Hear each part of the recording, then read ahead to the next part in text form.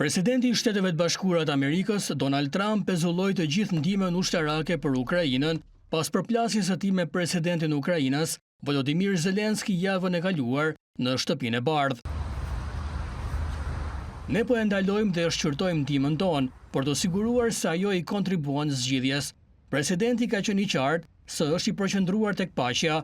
Ne kemi nevojë që partnerët tanë të përkushtohen ndaj këtij qëllimi, tha një zyrtar i Shtëpisë së Bardhë, duke folur në kushte anonimati për AFP-n. Bloomberg dhe Fox News raportojnë se pezullimi i ndihmës do të zgjasë derisa Trump të përcaktojë se udhëheqësit e vendit janë të përkushtuar me besim të mirë ndaj paqes. Kjo nuk është ndalesë e përhershme e ndihmës, është një pauzë, citoi Fox News një zyrtar të administratës Trump. Demokratët e dënuan menjëherë vendimin duke e cilësuar si të rrezikshëm dhe të paligjshëm.